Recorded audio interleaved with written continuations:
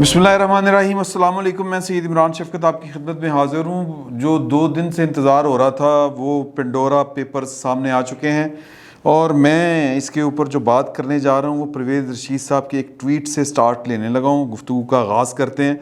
ना पनामा वालों को किसी ने पूछा, ना पेंडोरा वालों का कुछ बिगड़ेगा। एहतसाब के कूड़े से सिर्फ उनकी कोड़े से सिर्फ उनकी पटाई होती है जो सिलेक्टर्स की सियासत में मदाखलत रोकने के गुनाह के मुर्तकिब होते हैं। दोनों पेपर्स के मुताबिक चोर सारे अमरानी बुक्कल से निकले हैं और वो उमरानी ATM मशीनें भी हैं। अच्छा जी, अब वो मैं तो ये वाली जो है ना पढ़ समझ के जो अभी तक चीज़ें सामने आई हैं, एक तो ये बात कि इमरान खान साहब का ने 2 नफल शुक्राने की अदा करते हुए ज़ाहिर है कि कल से जितनी उनको टेंशन लगी हुई थी 2 ज़मान पार की वजह से, और ARY की तरफ से वो कहते हैं कि जो पहले ही ढोल बजाना शुरू करता कहीं असी नहीं है गए।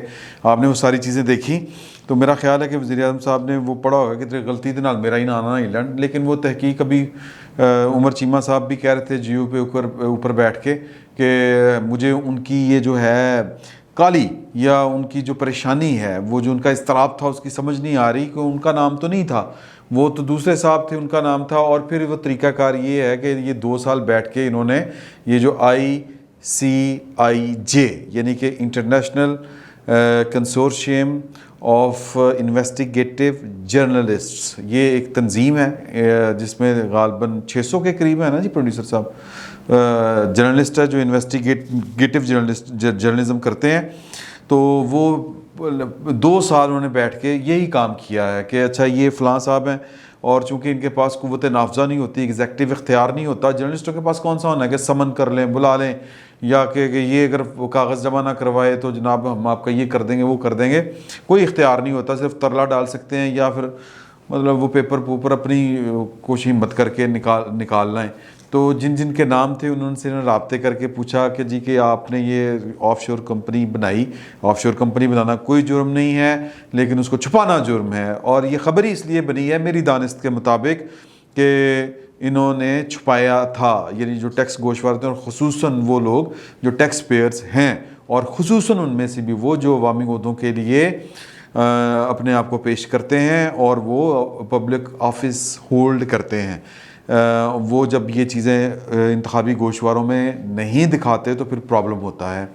तो जिस तरह फैसल वोडा साहब का नाम भी है इसमें, उन्होंने आप जानते हैं कि अपनी जो शहरियत थी, दोहरी शहरियत, वो छुपाई, और उस चक्कर में जब वो नाअहल होने लगे थे एंड टाइम के ऊपर फैसले से पहले उन्होंने जनाब वो रिज़ाइन दे दिया वहाँ से कौमी असम्बली की नशिस्त से, और चुप करके सेनेटर मुंतखब हो गए।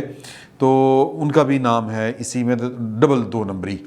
तो ये ICIJ वाले, ये उमर चीमा साहब बता रहे थे हमने 2 साल बैठ के यही काम किया कि लोगों से पूछा है कि पायन ये आपने ये काम क्यों किया है। फिर जब किसी ने जस्टिफिकेशन दी वो हमने इंक्लूड कर दी। तो अब वो परेशान थे कि इमरान खान साहब को पता नहीं क्यों वो पहुँचड़े हुए थे। तो वो बनता है जब आप ने सारी उम्र लोगों को पत्थर मारे हों और फिर वो आपको बनता है कि आपका कि यार कि थोड़ा जाके मेरा ना आ जाए, ये ना हो जाए, वो ना हो जाए।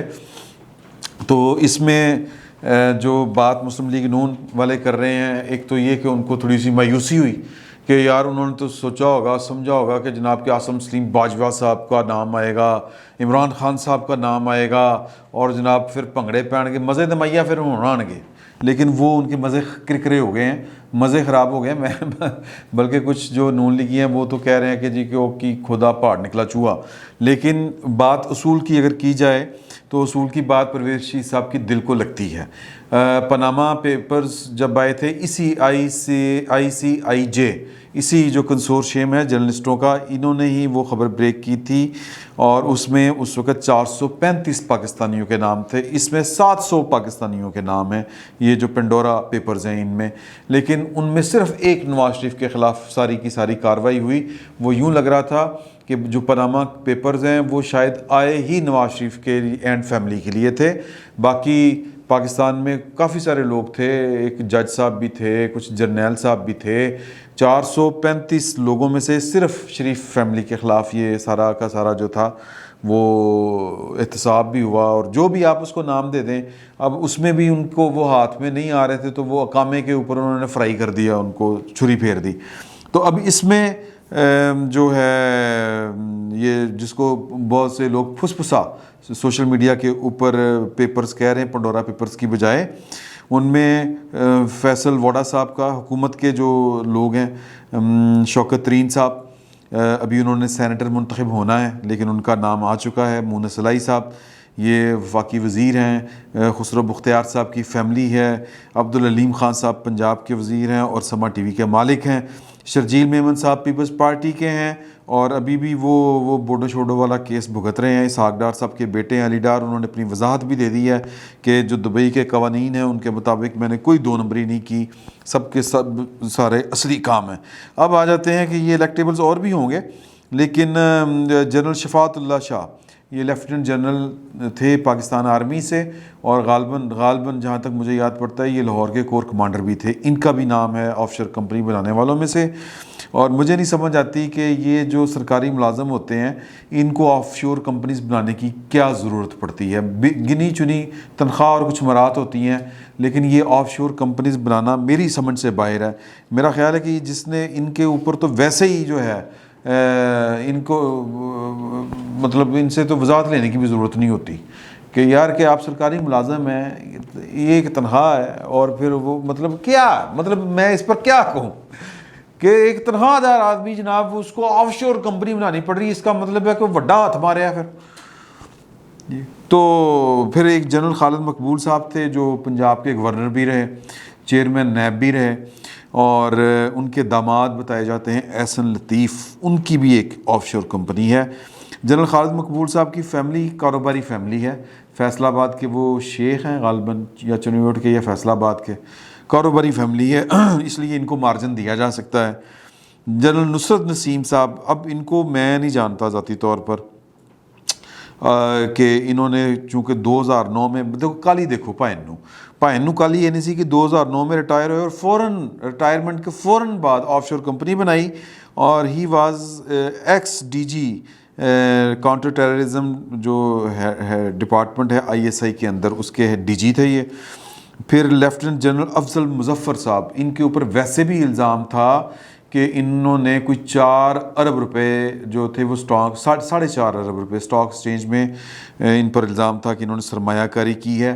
फिर अगेन वही गल कि या तो बताएं कि जनाब मेरे दादा परदादा वो जो थे वो बस बिज़नेस ही किया करते थे और तो वो क्या हैं जी टाटा एंड बिरला या फिर सैगल हैं हम, ओके समझ आती है फिर। लेकिन ये 4.5 अरब मतलब नौकरी और 4.5 अरब ये दो बड़ी मुतज़ाद बातें हैं। तो फिर अली कुली ख़ान साहब की एक बहन है वो उनकी भी एक ऑफशोर कंपनी है। अब्बास खटक साहब ये साबिक़ एयर चीफ़ हैं, इनकी भी एक कंपनी है। अब आ जाए इमरान खान साहब की बात के ऊपर। इमरान खान साहब ने कहा है, वेलकम किया है इस जो ये जर्नलिस्टों की ये काविश है कि जनाब के दुनिया के जो मुख्तलिफ 700 पाकिस्तानी और बाकी दुनिया के भी जो लोग हैं कि ये वर्जन आइलैंड है मेरा ख्याल है, वहाँ पर ये जो या फिर पनामा में भी, या दोनों कहानियाँ अगर हम साथ जोड़ लें तो वो किस तरह वो कहते हैं ये मेरे मौक़िफ़ को की तक़वियत है। और मैं जब यूनाइटेड नेशन में खड़े होकर बात करता हूँ कि ये जो वेस्ट है ये और इनके जो बैंक्स हैं और ये बेसिकली ये जो थर्ड वर्ल्ड है या थर्ड वर्ल्ड ही कह रहे हैं और क्या कहना है, या तरक्की पजीर ममालिक या फिर तरक्की पजीरी से भी नीचे के जो ममालिक हैं। अब तो खैर पाकिस्तान भी माशाल्लाह उधर ही वहीं पे ही फॉल करता है। तो ये इनके जो लीडरान होते हैं ये रकमें लूट लटा के ये जो हैं वो चले जाते हैं क्या कहते हैं जी उसको बाहर आपके वेस्ट के बैंकों में, स्विस बैंकों में, ये आइलैंड वर्जन आइलैंड इस तरह की जो वो पनामा वगैरह के जो हैं स्टेट्स उनके अंदर ये खांचे यानी वो जो कहते हैं वो हेवंस, टैक्स एवेजन हेवंस इस तरह का नाम किया जाता है, टैक्स हेवंस इस तरह के नाम उनको दिए जाते हैं। जन्नत यानी कि टैक्स चोर की जन्नत। टैक्स चोर तो टैक्स एविजन तो एक आर्ट है ना। वो ट्रंप साहब ने भी कभी कहते हैं कि जी कि मैं मुझे पकड़ सकते हैं तो पकड़ लो, मैं तो टैक्स नहीं देता, मैं टैक्स की एविजन करता हूँ, मैं ये आर्ट है टैक्स से बचना। अच्छा मान लिया, लेकिन यार ये मेरा ख्याल है कि ये थर्ड वर्ल्ड में टैक्स एविजन नहीं होती, थर्ड वर्ल्ड में हराम पाई होती है और हराम खोरी होती है। तो बहरहाल वो इमरान खान साहब कहते हैं कि मैं तो दो जो दहाइयों से यही पिट रहा हूँ, यही रो रहा हूँ। अब इम्तहान है इमरान खान साहब का, इनके पास 2 साल का टाइम है। ये पहले तो 35 सट्टे ये अपनी जो है वो इनकी कबीना के जो लोग हैं वो जो ये कुछ कर रहे हैं ये उनको फायर करें, ज़रा लग पता जाएगा आप कितने ईमानदार हैं। और आप पाइन दी फनकारी है ये कि पाइन के करीब के लोग करप्ट होते हैं और पाइन ईमानदार हैं। ये मुझे फ़िलासफ़ी नहीं समझ आती, मतलब समझ तो आती है लेकिन ये फनकारी है कि आपके जितने करीब के लोग हैं, आपका बड़ा मतलब है कि वो गेड़ा देने वाले, जहाज़ों वाले, गड्डियों वाले, आपके प्रोवाइडर, आपके सहूलतकार, सारे के सारे करप्ट भी हैं और आपके साथ भी हैं। और फिर जब वो उनकी करप्शन पकड़ी जाती है तो फिर आप थोड़ा सा किनारा कर लेते हैं अंदर खाते, यानी अंदर खाते जो है वो होता कि नहीं होता, लेकिन ऊपर खाते मेरा की तल्लक है करप्ट आदमी के साथ। अगर आपका करप्ट आदमी के साथ ताल्लुक़ नहीं है तो फिर हुजूरे वाला बड़ा इम्तहान आन पड़ा है आपके ऊपर।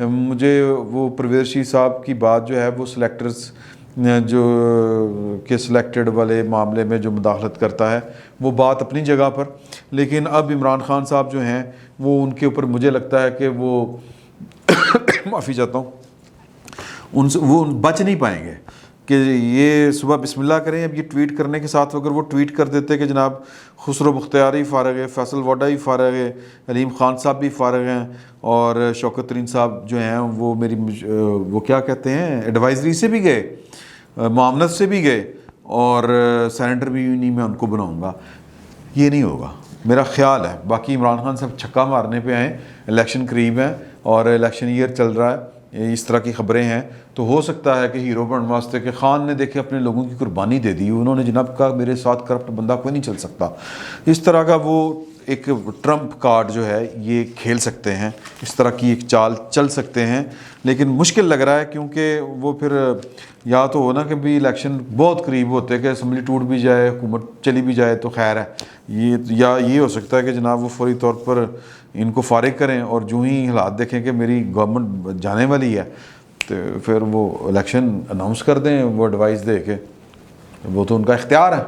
तो लेकिन बड़ा मुश्किल काम है पाकिस्तान में। हाँ, अगर आपको कोई पाकिस्तान के ताकतवर लोगों को कोई बंदा अच्छा ही लगता, अलीम खान साहब अगर अच्छे ही लगते, फजूल बात मैं कर रहा हूँ, अलीम खान साहब क्यों नहीं अच्छे लगेंगे, फैसल वाडा साहब क्यों नहीं अच्छे लगेंगे, खुसरो मुख्तियार साहब क्यों नहीं अच्छे लगेंगे, और भी इसी तरह ही मोहन सलाई साहब ज़ाहिर है कि क्यों नहीं अच्छे लगेंगे, शौकत तरीन साहब मजबूरी हैं और कोई आपके पास टेक्नोक्रेट इस लेवल का बचा नहीं है, ये हाल है पाकिस्तान का।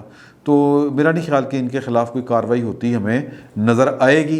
इमरान खान साहब जो है वो गली बाती आपको बेचने की कोशिश करेंगे, फिल वक्त वो उनकी सांस में सांस आई है, वो या अल्लाह तेरा शुक्र है मेरा नाम ही बिच भावें गलती ना ली पैंदा, मैं किनू दसदा फिरदा कि यार कि ये मेरा नाम गलत पड़ गया, ये निकलवाएं।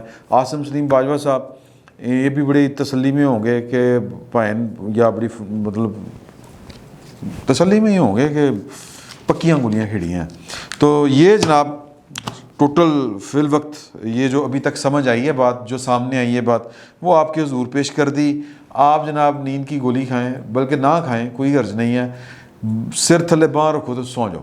पाकिस्तान में ऐसा तो अलावा कुछ नहीं हो सकता। अगर आप कहें ना कि जी के पाकिस्तान में कोई इनकलाब हो जाएगा, एहतसाब होगा, लोग चोर पकड़े जाएंगे, कौमी दौलत वापस आएगी, नहीं आएगी।